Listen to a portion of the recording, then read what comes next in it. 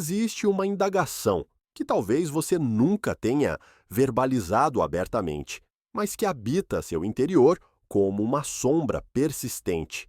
Aquilo que você vivencia dentro da sua família é genuinamente amor? Ou seriam correntes invisíveis que te aprisionam enquanto fingem te sustentar? Seu corpo já sabe a resposta há muito tempo.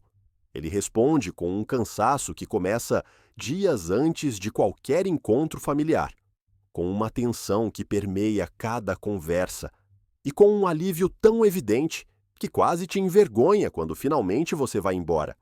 Esses sinais físicos não representam fraqueza. São a linguagem da sua alma, que já compreendeu aquilo que sua mente ainda tenta negar. Nos próximos momentos, você aprenderá a identificar os padrões ocultos que drenam sua energia vital. Você compreenderá por que seu interior se rebela quando outros falam de harmonia familiar. E, principalmente, você descobrirá que existe um caminho para se proteger sem perder sua humanidade. É uma jornada rumo à própria dignidade que somente você pode trilhar. Carl Jung falou sobre individuação como aquele processo interno pelo qual uma pessoa se torna quem realmente é. Mas essa transformação, frequentemente, exige um preço elevado. Ela demanda que nos desprendamos das expectativas que outros depositam sobre nós, mesmo quando esses outros são nossa família. Nos sistemas familiares nocivos, exatamente esse desprendimento é combatido, punido e interpretado como traição. Você deve permanecer quem eles necessitam, não quem você é. Talvez você conheça essa sensação estranha. Você entra na casa da sua irmã ou se senta à mesa de jantar com seus irmãos e algo dentro de você se contrai. É como se você precisasse vestir uma máscara apenas para sobreviver. Suas palavras tornam-se mais cautelosas, sua postura mais tensa, seu sorriso mais forçado. Você não pode ser completamente você mesma, não aqui, não com eles. Isso não é sinal de fraqueza, mas um alerta do seu sistema interno. Ele te diz: aqui você não está segura, aqui você precisa se esconder. Existe uma diferença fundamental entre um conflito saudável e violência psicológica. Numa família saudável, opiniões podem colidir, sentimentos podem ser expressos, limites podem ser negociados. Os conflitos ali são pontes para o entendimento, mesmo que inicialmente dolorosos. Nos sistemas nocivos, no entanto, discordâncias são interpretadas como ataque, sentimentos são descartados como manipulação, limites são vistos como crueldade. O conflito não constrói pontes ali, mas escava abismos, e você sempre está na beirada, pronta para cair. E se reconhecer esses padrões te colocasse diante de uma decisão que mudaria tudo? E se após este momento você não pudesse mais fingir que está tudo bem? Esse é o preço da consciência. Mas ele é menor do que o preço que você paga ao continuar vivendo numa realidade que lentamente te apaga. Seu corpo não mente. Muito antes de sua mente estar pronta para aceitar a verdade, ele envia sinais. Você adoece antes de visitas familiares, dores de cabeça, mal-estar estomacal, um esgotamento pesado que surge do nada. Você talvez se pergunte o que há de errado com você. Por que não consegue simplesmente ser grata pela sua família? Por que outros conseguem e você se sente como se estivesse se afogando? A resposta é simples e cruel ao mesmo tempo. Seu corpo está reagindo a uma ameaça. Ele está fazendo o que precisa fazer para te avisar. Se esse sentimento te parece familiar, escreva "reconheço" nos comentários. Algumas pessoas ao seu redor parecem funcionar como buracos negros emocionais. Elas sugam tudo para dentro de si. Sua energia, sua atenção, sua alegria de viver e não devolvem nada. É um ciclo interminável de doar, onde você sempre permanece como aquela que doa. Jung falaria de um entrelaçamento simbiótico, onde as fronteiras psíquicas entre as pessoas se desvanecem. Você não é mais você mesma, mas uma fonte de energia para outra pessoa. Esse vampirismo frequentemente usa a máscara da necessidade. Elas precisam tanto de você. Você é a única que as compreende. Sem você estariam perdidas. Essas frases soam como amor, mas são correntes. Elas te mantêm presa num papel que te consome. O papel da eterna salvadora, da ajudante incansável, da mulher que nunca pode dizer não. Por trás dessa fachada, esconde-se uma verdade simples. Elas não querem ser salvas. Elas querem te manter por perto, custe o que custar. Você pode aprender a pronunciar a palavra não. Não como arma, mas como limite. Eu não posso agora. Eu preciso de distância. Eu preciso cuidar de mim mesma. Essas frases talvez pareçam traição, mas são autoproteção. São a única possibilidade de não desaparecer completamente na carência do outro. Quando você aprende a estabelecer pausas entre os encontros, dá ao seu sistema nervoso tempo para se recuperar. Você se permite respirar novamente. A percepção central é libertadora e dolorosa ao mesmo tempo. Cuidar de você não é egoísmo quando o outro se recusa a assumir responsabilidade pela própria vida. Você não está neste mundo para salvar alguém que não quer ser salvo. Você está aqui para viver sua própria vida. Talvez você também conheça essa forma mais sutil de destruição. Você conta sobre uma experiência e de repente te explicam que não foi assim. Suas memórias são reescritas, seus sentimentos declarados inválidos. E tu nem foi tão ruim assim. Você sempre exagera. Você está lembrando errado. Essa técnica tem um nome: gaslighting. Ela visa destruir sua confiança na própria percepção e funciona assustadoramente bem. Quando você regularmente duvida da própria realidade após conversas com certos membros da família, isso é um sinal de alarme. Você começa a perguntar: estou imaginando isso? Sou realmente sensível demais? Estou vendo coisas que não existem? Essas autodúvidas não são naturais. Elas são resultado de manipulação sistemática. Sua percepção é atacada porque representa uma ameaça à versão da realidade que outros querem manter. Frases como "você é sensível demais" ou "você está imaginando isso" soam inofensivas, mas têm força destrutiva. Elas te dizem: seus sentimentos estão errados, sua percepção está defeituosa. Você não pode confiar em si mesma. Essas mensagens corroem ao longo dos anos sua segurança interna. Você começa a questionar a si mesma onde deveria ter clareza. Você não precisa convencer ninguém de que sua experiência foi real. Sua verdade interna não necessita validação externa para ser válida.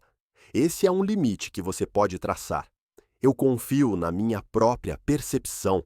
Eu acredito nas minhas próprias memórias. Eu levo meus sentimentos a sério. Uma forma de proteger esse limite consiste em registrar por escrito eventos importantes e suas reações a eles, não para provar a alguém, mas para preservar sua própria versão da realidade, um testemunho privado daquilo que realmente aconteceu. A capacidade de confiar em si mesma, mesmo quando todos ao seu redor afirmam o contrário, é uma forma de autodefesa psíquica. Significa que você está disposta a permanecer solitária na sua verdade, em vez de se enquadrar numa mentira coletiva. Isso exige imensa coragem, mas é o único caminho para a liberdade interior. Depois há ainda aquele outro fardo que nunca termina: a culpa. Você deve tanto a eles. Você é ingrata após tudo o que fizemos por você. Essas frases são a arquitetura de uma obrigação que você jamais poderá cumprir. Não importa o quanto você se esforce, nunca é suficiente. A conta nunca será quitada porque não deve ser quitada. Ela serve apenas a um propósito: te manter num estado permanente de culpa. Nos sistemas familiares nocivos, autonomia é interpretada como traição. Cada tentativa de construir sua própria vida É respondida com histórias de sacrifícios que foram feitos, de lágrimas que foram derramadas, de decepções que você causou. Você começa a acreditar que sua felicidade custa a dor dos outros, que você não tem direito a uma vida própria enquanto outros sofrem. Essa convicção é uma corrente que te imobiliza. Existe uma diferença decisiva entre culpa legítima e culpa construída. Culpa legítima surge quando você realmente causou dano a alguém, quando você ultrapassou um limite, quando você carrega a responsabilidade por uma dor. Culpa construída, por outro lado, é uma ferramenta de controle. Ela te é imposta para te manter pequena, para direcionar suas decisões, para te manter presa num sistema que precisa de você, mas não te ama. Você pode viver sua vida sem carregar o peso de expectativas alheias. Você pode tomar decisões que são certas para você, mesmo que decepcionem outros. Isso não é falta de coração, mas um direito fundamental da sua existência. Se você decidir viver sua vida, escreva "minha vida" nos comentários. Uma pergunta pode te ajudar a distinguir as duas formas de culpa. Essa culpa realmente me pertence ou foi-me dada? Se ela te foi dada, você pode devolvê-la. Outra verdade difícil de aceitar: você não é responsável pela felicidade, realização ou qualidade de vida dos seus familiares. Você é responsável pela sua própria vida. Eles são responsáveis pela deles. Traçar esse limite talvez pareça cruel, mas é o oposto. É um ato de honestidade que devolve dignidade a ambos os lados. Jung reconheceu em seu trabalho um fenômeno que chamou de projeção da sombra. Pessoas projetam nos outros aqueles aspectos de si mesmas que não querem reconhecer. Em famílias nocivas, frequentemente uma pessoa é declarada o bode expiatório, sobre quem todas as sombras não resolvidas da família são projetadas. Talvez você seja essa pessoa. Talvez você seja acusada de características que, observando mais de perto, você reconhece claramente nos seus acusadores. Você é a egoísta, embora há anos coloque todos à sua frente. Você é a fria, embora ninguém jamais pergunte sobre seus sentimentos. Você é a difícil, embora seja a única que tenta se comunicar honestamente. Essas atribuições nada têm a ver com você. São confissões disfarçadas. O que te acusam revela o que habita neles. Quando você é declarada o problema da família, isso serve a um propósito sistêmico. Enquanto você é o problema, ninguém mais precisa lidar com as próprias feridas. Você se torna o para-raios de uma disfunção coletiva. Esse é um fardo pesado e não é seu fardo. Você não precisa carregar nos ombros a sombra de toda a família. Um limite poderoso consiste em não mais se defender contra acusações que não têm substância. Quando alguém te acusa de algo que obviamente é uma projeção, você pode aprender a não reagir, não por resignação, mas por clareza. Você sabe quem você é. As palavras deles não te definem. Outro limite: separe quem você realmente é daquilo que eles projetam sobre você. Isso requer trabalho interno, mas é um dos exercícios mais libertadores que você pode realizar. Talvez você também experimente a sensação de não ter privacidade. Perguntas constantes sobre sua vida, conselhos não solicitados, a necessidade de saber de tudo: onde você estava, com quem, por que você fez isso. Essa curiosidade frequentemente se disfarça de cuidado, mas é outra coisa. É controle. É a incapacidade de traçar limites claros entre si mesmo e você. Na psicologia profunda, fala-se de relações simbióticas quando as fronteiras entre duas pessoas se desvanecem tanto que fica indefinido onde uma termina e a outra começa. Em famílias nocivas, essa simbiose é forçada. Você deve ser uma extensão do outro, não um ser autônomo. Sua vida deve ser transparente, controlável, previsível. Cada tentativa de criar espaço para si é interpretada como rejeição. O suposto cuidado torna-se pretexto para monitoramento obsessivo. Só estou preocupado com você. Só quero saber que você está bem. Essas frases soam amorosas, mas por trás delas esconde-se uma necessidade de controle. Eles não querem saber que você está bem. Eles querem saber o que você está fazendo, com quem, por quê e querem influenciar isso. Você tem direito a uma vida interior que não pertence a ninguém além de você. Você tem direito a segredos, a pensamentos que não compartilha, a decisões que não explica. Isso não é frieza, mas uma fronteira psíquica necessária, uma técnica que pode ser útil. Escolha conscientemente o que você compartilha e o que guarda para si. Nem toda pergunta merece resposta, nem toda curiosidade merece satisfação. A frase "eu não quero falar sobre isso" é uma frase completa. Ela não precisa de justificativa, desculpa ou explicação. É um limite. E esse limite pode ser respeitado. Se não for respeitado, isso não diz nada sobre você, mas tudo sobre o sistema no qual você se encontra. Depois há ainda o silêncio coletivo, a conspiração da negação. Todos na família sabem que algo está errado, mas ninguém fala sobre isso. Age-se como se tudo fosse normal, harmonioso, amoroso. Quem fala a verdade é declarado perturbador. Você é a causadora de problemas, a pessimista, a que sempre dramatiza tudo. Talvez você seja a única que tem coragem de nomear o óbvio. A injustiça que todos toleram, os padrões que se repetem, as feridas que nunca podem curar porque nunca são reconhecidas. Sua voz não é ouvida porque ameaça uma ilusão, a qual todos querem se agarrar. A ilusão da família perfeita, do mundo intacto, da união inabalável. A punição pela honestidade é real. Você é excluída, patologizada, declarada hipersensível. Você é aquela que precisa de terapia, que não consegue deixar ir, que vive no passado. Esses rótulos pretendem te silenciar. Eles devem garantir que a mentira coletiva se mantenha. Você não é obrigada a sustentar narrativas falsas apenas para poupar outros. Você pode manter sua verdade, mesmo que ninguém a confirme. Se você está pronta para viver sua verdade, escreva a palavra verdade nos comentários. Uma possibilidade é simplesmente parar de mentir junto. Você não precisa confrontar ativamente, mas pode deixar de carregar o silêncio.